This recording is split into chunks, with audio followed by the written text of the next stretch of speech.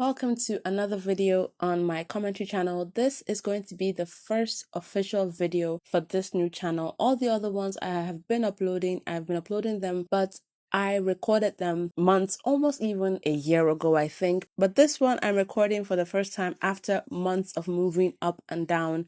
So this one is going to be very different from the other ones, as in the area I live in is quite noisy now, more than it was before. Of course, I'm going to try to cut out some of the noise, but you might still hear some things.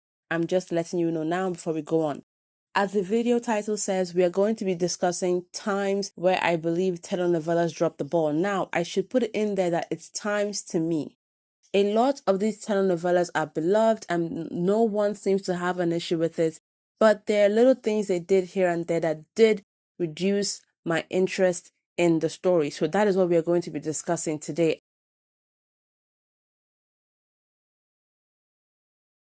La Dona is a remake of a telenovela called Donna Barbara, I believe. Now, when I first watched La Dona, and up to 3 years ago, was it 3 years ago? 2 years ago, I didn't know that La Dona was a remake. If I had, probably this wouldn't have come as a shock to me, but I didn't. In La Dona, the story is about Altagracia, who is going for revenge for the men who assaulted her when she was young. And this leads her to meet Saul years after, and they fall in love. She falls in love with him, he falls in love with her. Although they try to, at the end, play this game of it wasn't love, it was physical attraction, save me the trouble. Anyway, the two of them fall in love and begin a relationship only for Saul's father to die, and Altagracia becomes the main suspect, as when Saul sees his father fall, he looks up to see Altagracia there. We as the audience know that she didn't kill his father. She wasn't even talking to his father. It was one of her henchmen, without her knowledge, who causes his father to die. She had nothing to do with it, but he believed she did. He felt betrayed, and they start drifting apart. And as they are drifting apart, he begins to drift towards Monica, who, unknown to Saul and Altagracia, is actually Altagracia's daughter that she gave up years ago when she was moving up in rank. As she was becoming richer, she finally left the daughter with a man she had met and took his wealth years ago.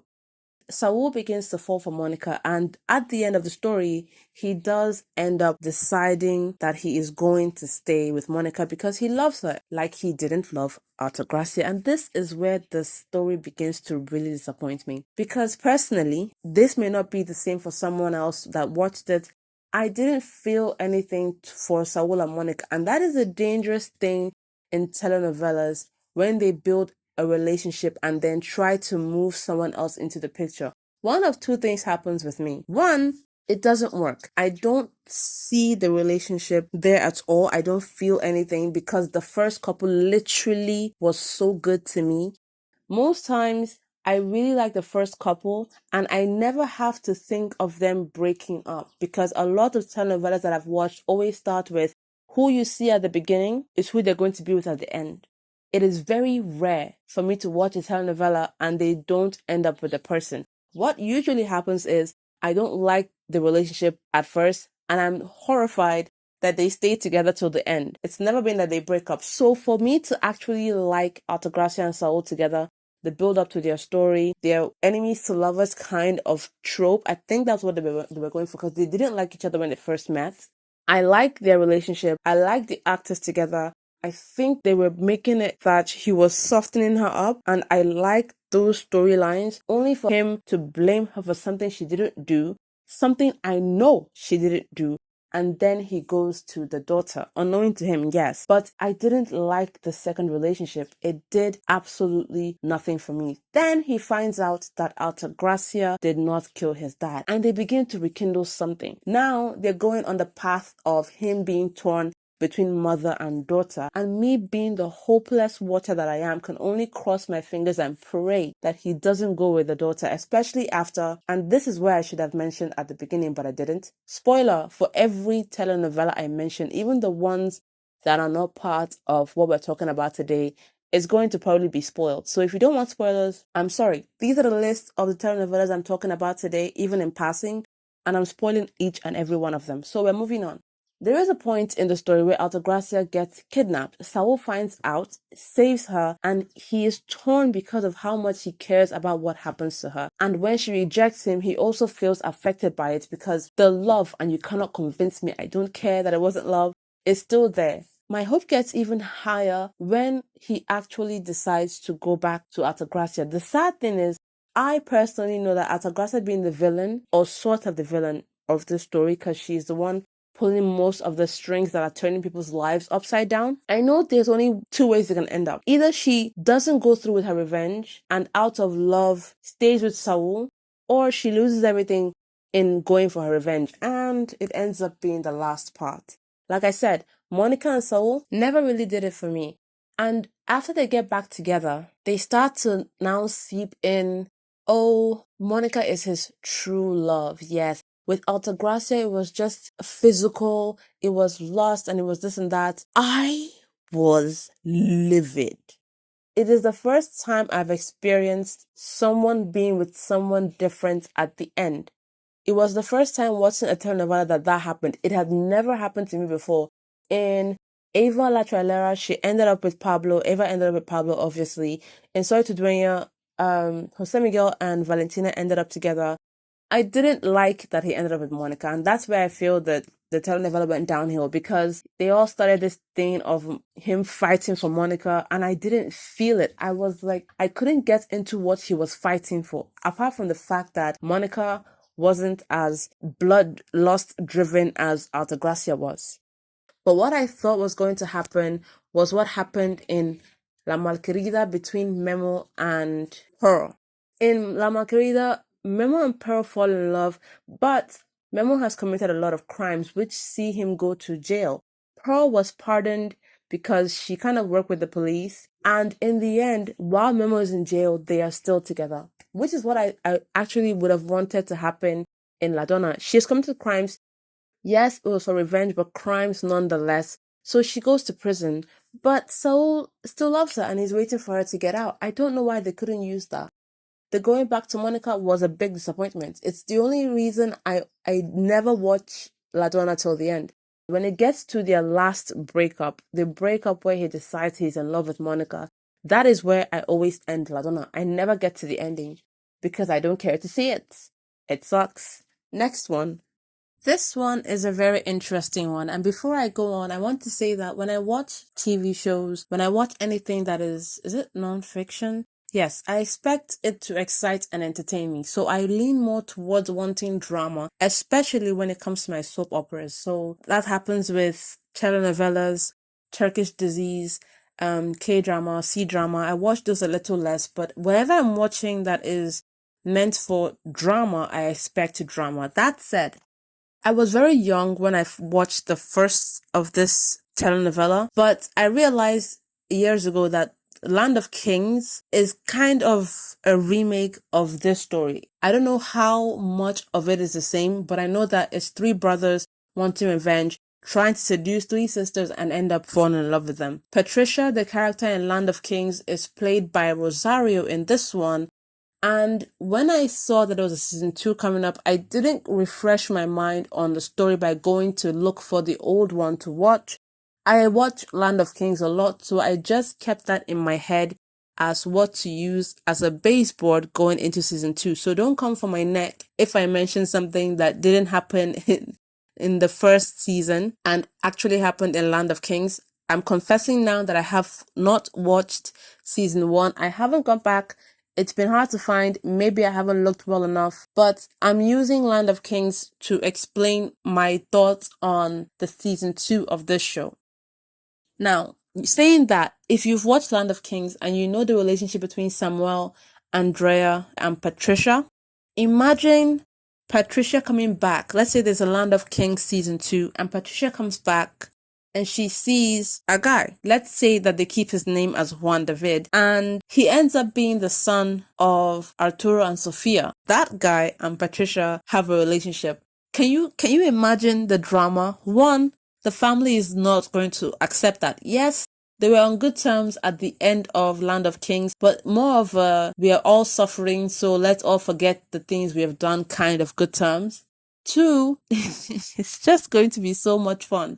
That is why I was really disappointed when they kind of did the exact same thing that happened in La Dona and had Juan David instead go with Rosario's daughter. And I'm going to explain to you why I personally didn't like that.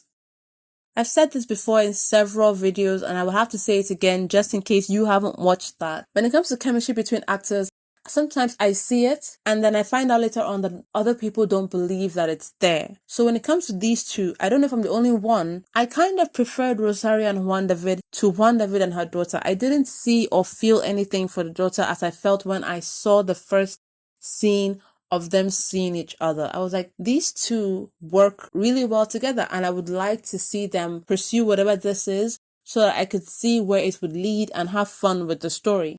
What disappointed me, or what at least made me realize that they didn't want these two to end up together, was when Rosario slept with him while he was drugged. I was like, if there was anything to show that they didn't want this relationship, it was that. They want you to see Rosario as the worst so that when her daughter comes in, you have no reason at all to not want Juan David to go with the daughter.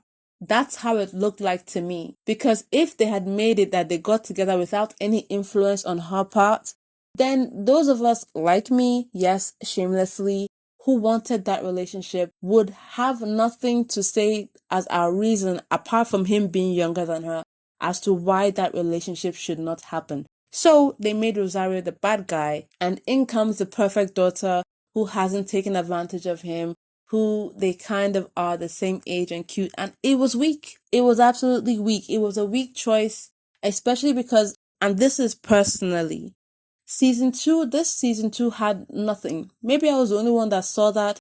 There was a lot going on, but it looked like a whole lot of nothing. The twins had their own issue and it was boring.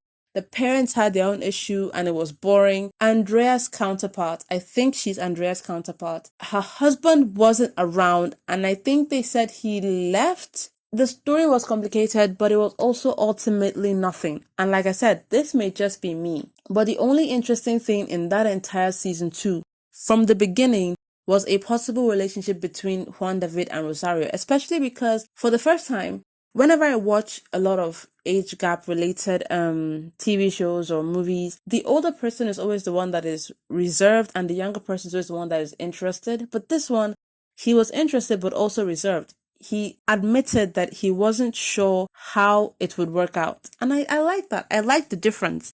Because a lot of the time, they're always like, oh, it's just a number. I love you. Don't think about me. I'm not that young. But this guy was essentially saying, you are older than me. You've had more experience than me. I feel like there's going to be something that is not going to add up. And I have not seen that in any other TV show or movie that I've watched. Maybe you have, recommend them. That's what made me like this. Also, Rosario was sort of coming back to rebuild her life, but the family didn't like her. They had a different version of her to tell Juan David, and he had the version that his head or his mind was seeing, in which she wasn't as bad as what her family thought. And there was a conversation with his grandfather where they were discussing Rosario, and that really made me smile. Those two were adorable, I have to say. So the idea of how complicated that relationship would have been made me think of how much this show would be so interesting going in. Before the entire scene at the club where her assistant poured the drugs into Juan's drink, I was really enjoying the relationship. Because she's the one pursuing him, he's the one that isn't sure, but he is interested. They were running around a little here and there, trying not to get caught by his father and mom. I was really, really excited until obviously they had that entire thing. But again, I still hope that they would be the end choice because I think it feels like so many times I've seen this done. La Dona was once enough for me, seeing the son go for the daughter after being with the mom, and I wanted the mom more because I felt there was more of a relationship there. Both in La Dona and this one, the daughter and relationship was just boring for me.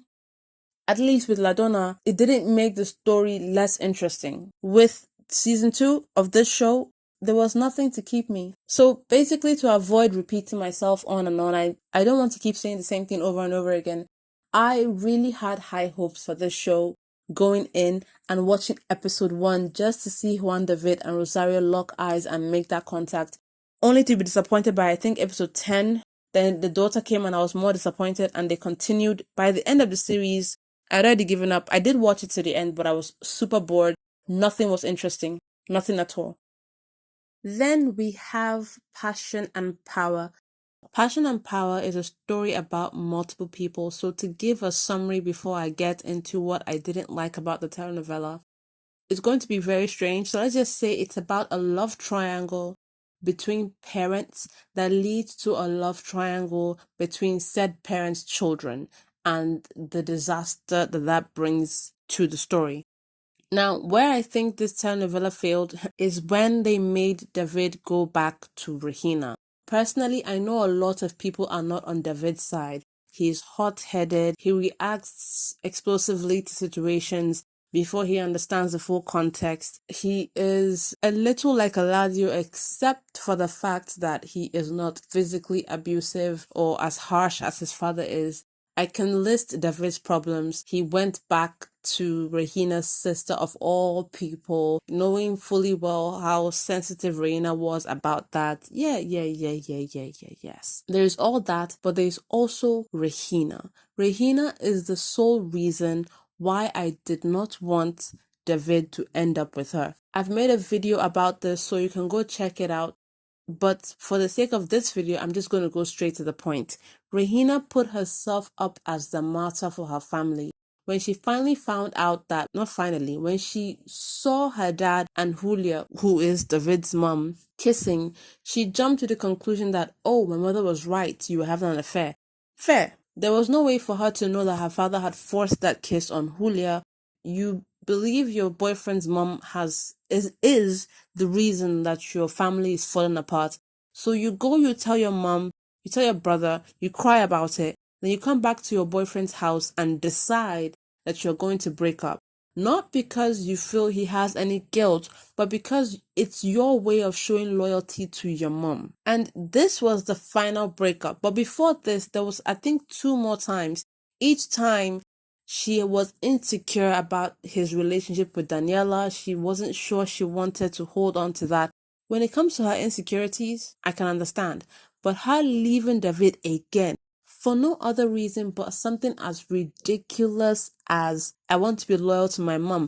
Especially when her mother told her that it's not something she wanted Regina to do. In her mother's eyes, if Regina was dating David, of course it would not have worked. But she was hopeful that Arturo would not be able to pursue Julia out of guilt that he was going to hurt his daughter. So for her, it would serve her even more if Regina was with David. And she didn't tell Regina that part, but she did tell Regina that, I think that is stupid, leaving him because of something his mother did, and maybe you should go back to him and try to rebuild your relationship. But she went on with, no, I feel guilty. I won't be able to look him in the eye knowing that his mom was the reason that my family is falling apart. Martha Regina. It began to piss me off even more when David was constantly begging her to get back together, and she'd say no, and then she ended up, just to push herself even further from him, given a chance to some ex-friend that came over and was still professing and was still professing love to her. Why would you do that? I don't even remember right now if at that point David had already started going out with Daniela. I don't think so. So basically, what she did was break up with him, move on with another guy, and then she proceeded to cry about it every single time. Oh, this guy I'm dating is not like David. David always knew how to do this and that.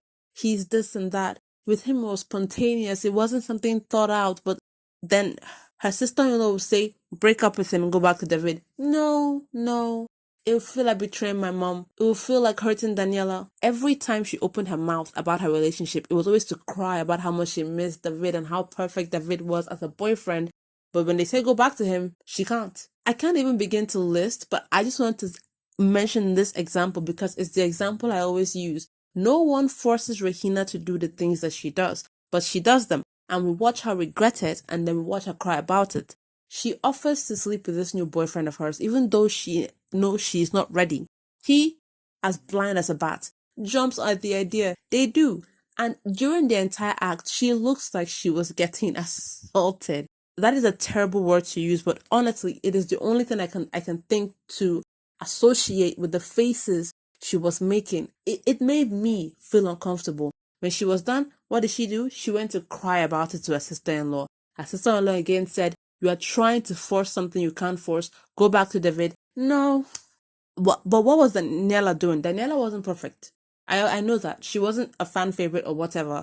But compared to Regina, Daniela actually had sense. Daniela saw that her dad was going to live his life despite what she did, and she wanted David. That is what you call she knows what she wants.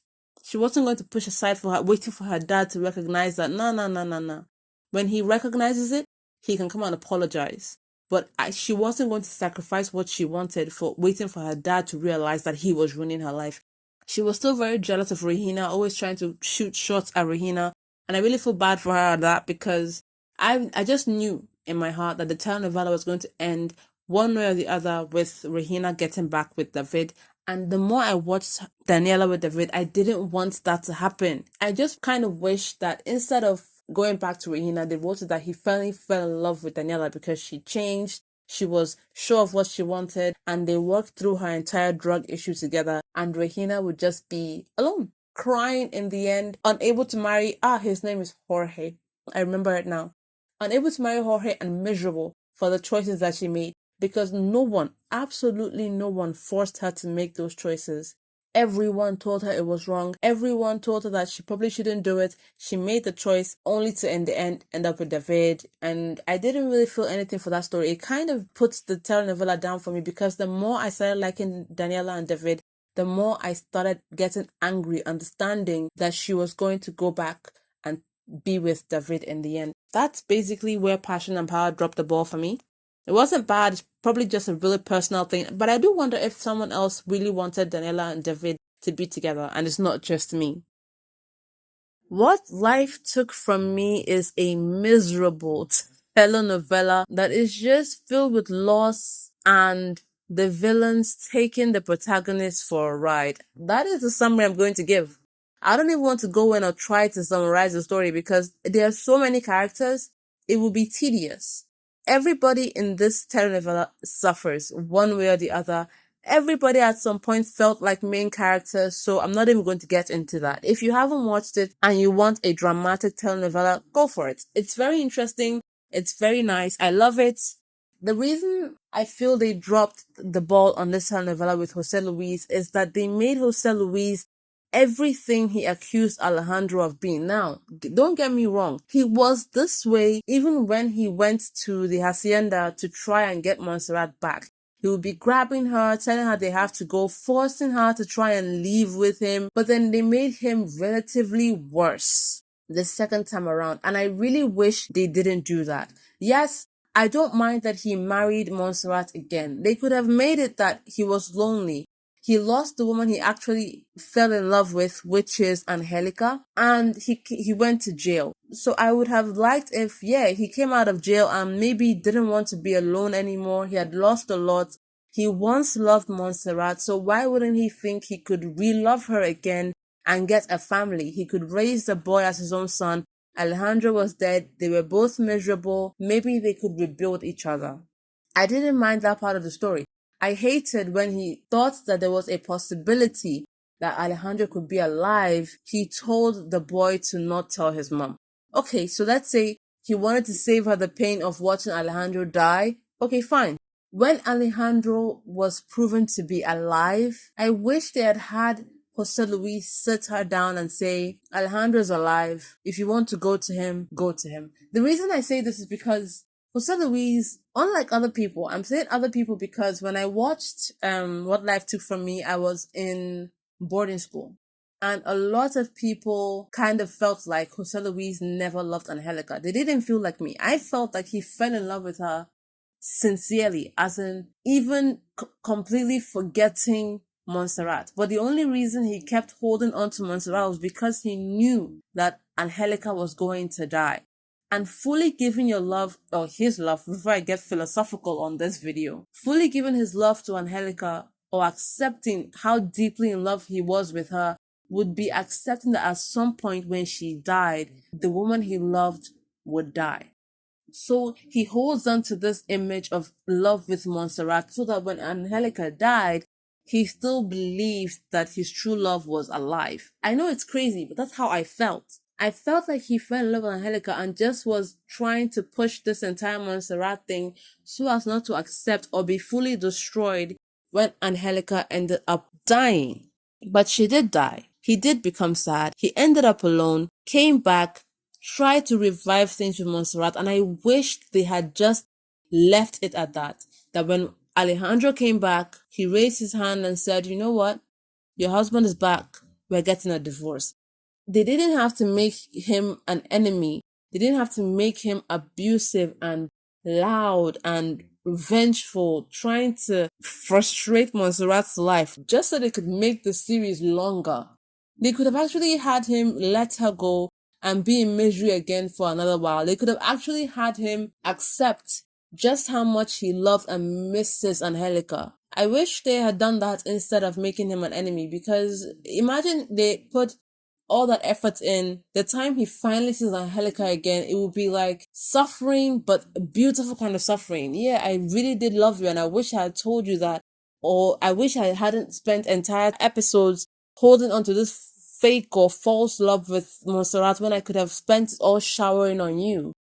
That's what I wish would have happened with what life took from me. They went a cheap route, making Jose Luis another villain for them, only to have him and Montserrat get back to being on good terms when he wants to help Alejandro find his mother or something. It wasn't good. It wasn't good. It wasn't a good storyline. I didn't like it at all. This is a story of three sisters, Ana Lucia, Ana Leticia, and Ana Laura. Ana Lucia ends up separated from her sisters after an accident that kills her parents. She is forcefully and illegally adopted, if that's the word you use, by someone else and taken far away. She later ends up meeting Santiago, who, unknown to her, is actually the husband of her sister, Ana Leticia.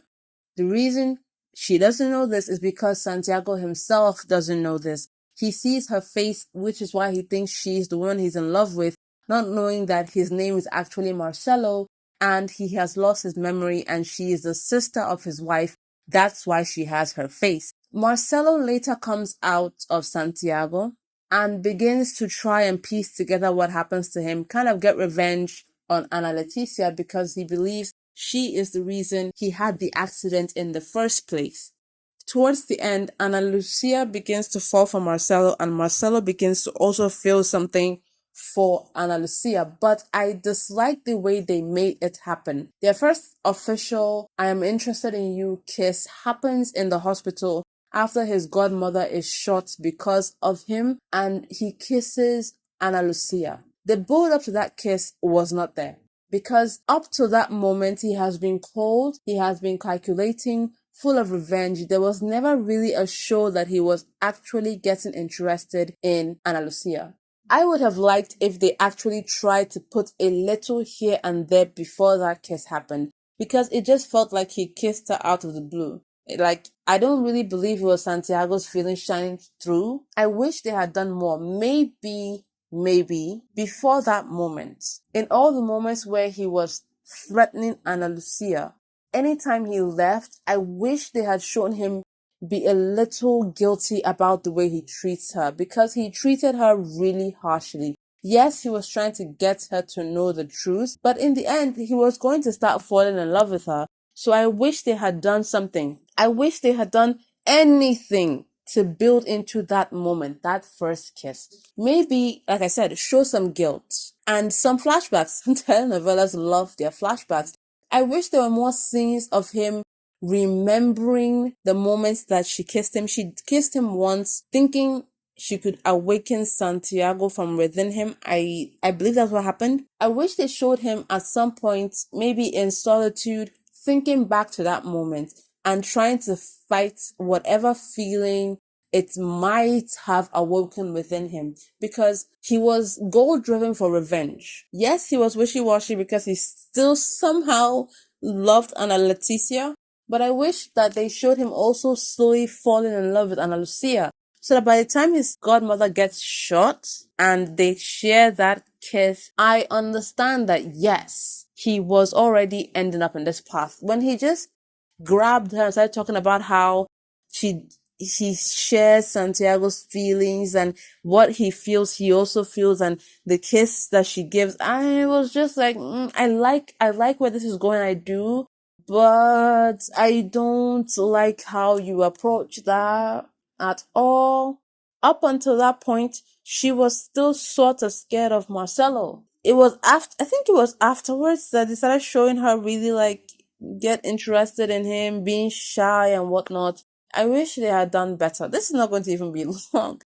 I can't deny what is the truth. I'm happy she ended up with Marcelo / Santiago, but they built up her relationship with Santiago so well. No memories. She looks like who he loves. She has no idea. She finds out later, and then their relationship is complicated. Complicated even more because Santiago starts to get his memories back in the form of Marcelo taking over his body. And when Marcelo is in his body, Marcelo is not kind to Ana Lucia. So why don't you lean into that? Why don't you have her love also touch him before the first official kiss? Show him, in fact, he rarely threw Ana Lucia in Ana Leticia's face. I wish he kind of threw in Ana Leticia's face how easy it would have been to fall in love with someone like Ana Lucia, that Ana Lucia was everything he ever thought Ana Leticia was. He does it, but he does it afterwards, after the first hospital kiss, which I don't like. I wish he did it more before, so that when he did it that moment in her apartment, telling her that he took out the tattoo, it would sink in that there was someone else coming into his life. Like I said, I don't want to make this one long. It's short and it's simple. I didn't like the build-up. I loved the relationship, but the build-up was weak, in my opinion. La Desalmada is a story about a woman who is seeking revenge for the man that killed her husband and also took advantage of her on her wedding night, and she ends up falling in love with said man's son. But this video is not about those two. Oh no. This video is about Angela and her man. Now, let me just say before anybody comes at me, Me sacó de onda que insinuara que entre nosotros romantic relationship between these two, not even a hint of it. I didn't see it. It was never put in the show. Her man saw Angela as a daughter, and I agree with that wholeheartedly. The reason I wanted them together not because there was anything pushed, even a little, but because of the jealousy that I saw in Julia. Now, let me tell you about the character of Julia. She was sleeping with her best friend's husband. She was insulting her daughter and trying to make her to marry a rich guy just so she could keep living rich. She hated her husband as soon as he lost all his money. But the second somebody came to her to even suggest that her man had moved on, the look on her face, that was where I wanted the story to be true. Because for the first time this entire series, she just looked, I don't know, I didn't feel like anybody was giving Julia a run for her money. She was sleeping with whoever she wanted. She was pushing the daughter to do what she wanted. But the minute that guy said what he said, I just saw a look on her face that I wanted to see repeated over and over again. When she went to the house and found Angela in the bed and she was jealous, let me even clear this up. Her jealousy wasn't, you're trying to take my husband. Her jealousy was, no one is better than me. That is what I disliked about her character, the fact that she was so audacious. So the idea of Angela being with her man just came to me not because it was pushed, but because I wanted to see more of that from Julia. I wanted to see the look on her face as she saw her man move on with someone younger than her. She looks like the kind of woman that would stab in the heart, and I wanted to see that pain. And when it came to Isabella, the reason I wanted it even more was because of how she treated Angela. Angela was a friend of friends. When Rigoberta came in to the room that she was sleeping in peacefully, she left to go somewhere else so they could handle their problems. She stood up to say, yes, I'm Rigoberto's lover, even though she wasn't, just to save both their faces. And they used her. I hated that they wasted her character on Rigoberto. I hated it so much. Angela was such a well-written character. So kind, thoughtful, creative, smart, I felt like they kind of wasted her in La Desalmada, and I feel like it would have been so much better if they took the route of her and Herman getting together, because at least she has something dramatic to do. At some point, and maybe it's just me that felt like this, she just felt like she was, a lot of the story, honestly, not just with Angela, just felt like it was there. I know a lot of people love this, but the only thing that was really moving was the revenge side of the story. All the other side stories just felt like paper. They were just there to be there. And I feel like there was not enough drama, not enough spice.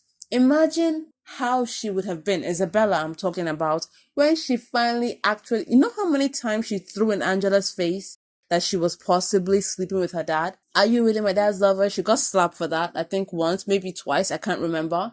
Imagine if she actually found out that it was true. Oh, I'd love to see her face. You know, I kind of gravitate a lot to drama. I wish there was more drama in that story. There wasn't enough. For something that was about revenge, there really wasn't enough. The sweetest thing was the slapping. So yeah, I would have really liked if they went that route, because a lot of people would have turned on their heads upside down just because of it. It would have added another layer to the story, especially with the town actually starting to gossip, him winning over everybody else that looked down on him, especially Julia. Herman finding someone to love him at the end of it. Not that exactly. Let me put this straightforward. Not everybody has to have a relationship at the end. This is something I believe strongly. So when I'm saying this because I just wanted it for him. It's not that it's compulsory. It's not that I always want it to be so. I liked Herman and Angela, especially their friendship and their relationship. If it had gone the other way, it would have been an extra bonus, especially because of the people it would salt. That is my main point. That is all I'm going to say about these two. It's not really much to say about them, really. It's just that I felt if they had gone the other way, it would actually be really nice to see. The story of the stepmother is a woman who gets sent to prison for the murder of her best friend, returns to clear her name, and in the process win back the love of her two children who do not know that she is their mother. And this woman is Maria. Her husband Esteban, and Lionel comes into the picture at some point. This one might not look like the best because I know how much a lot of people love Esteban. I've seen it. I've discovered YouTube, I've discovered comment sections, and my goodness, do people love Esteban. Like, whenever he's crying, whenever he's trying to express his emotion and how sorry he is, you just see the comment sections. Oh my gosh, Esteban really touches my heart. This, that. Neither I nor my mother could care less for his tears. I remember I can't even explain in words how much it is that I hated. And that is the word I'm going to use, because anytime he was on screen, particularly when he was crying in pain for what he had done to Maria, I never, ever felt sorry for him. That is why I wish that Maria would have gotten with Lionel. Yes, I know she's old enough to be his mother. I think I've said this. Age gaps don't bother me at all, as long as both parties are adults. And when it comes to TV shows, I feel like I don't give a lot of second chances, which is crazy because Alejandro was terrible. And if you don't know who I'm talking about, I already spoke about him. Alejandro, from What Life Took From Me, terrible. Abusive, loud, never allowed Montserrat to make a point, even though she had mistakes. He was always hot-headed, stupid. I could list his faults. But when Alejandro came to ask for forgiveness, I didn't mind that Montserrat forgave him. Maybe it's because I like Sebastian Rulli, I don't know. Maybe it's because I like him with Angelique, I don't know. That was my first telenovela with them. I never saw them in anything before that. I watched Teresa years after. But despite his terrible attitude, for some reason, I don't dislike him as much as I dislike Esteban. Second chances with that guy didn't come to my mind. Like, second chances for what? He let Maria sit in prison for 20 years. Let me paint the picture for you as how I saw Esteban. Maria before the murder wasn't a hot-headed, or how would I put it? She was a bunny. She was soft, she was always smiling, she was timid. That is the word I'm trying to find. I've thrown so many words around. She was timid. If Esteban had just, I don't know how to put it. How do you believe so much that this timid woman that you married that gave you 2 children can be a murderer. Not only did he believe it, he proceeded to abandon her in jail. And then what did he do next? Some people tell their kids when they are ashamed that their mother has died. A lie, fair. But he decided to erase her completely. I don't remember if Maria had parents. I don't think she had parents by the time she went to jail. Or did they die after she went to jail? I can't remember. But without her children, Maria was basically forgotten. So he took a picture of a strange unknown woman and painted her, as his children's mother. That is who they grew up thinking was their mother, effectively erasing Maria from existence. Not once, I can't remember well. Maybe he did. If he did, remind me, and I still don't care. But I don't think he checked in on her. Maybe he did. Again, I don't remember. But if he did, I don't care. When she finally got out of prison, Esteban was getting married to somebody else. So he left her in prison, erased her from her children's life, moved on to another woman. But then she comes back and he starts crying tears of loss and how he was terrible to her. Maybe he didn't think things through. 20 years. Now you're crying? I'm sorry, no. I don't care. With Maria, Leon was great. He was kind. Yes, I know Lionel is younger than her. Yes, I know the whole story. But I 100% feel, like I said, this is all my opinion and what made me not like a telenovela. It is not meant to say it was bad or try and start a fight. I'm just saying that my choice would have been that she fell in love with Lionel.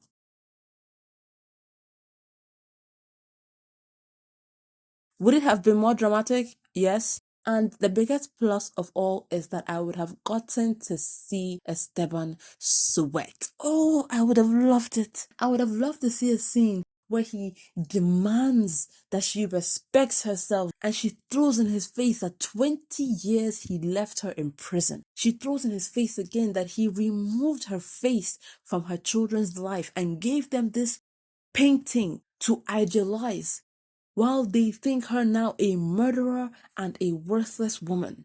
That when she came out of prison, he was steps away from the altar. What right does he have to even demand who she should love after that? I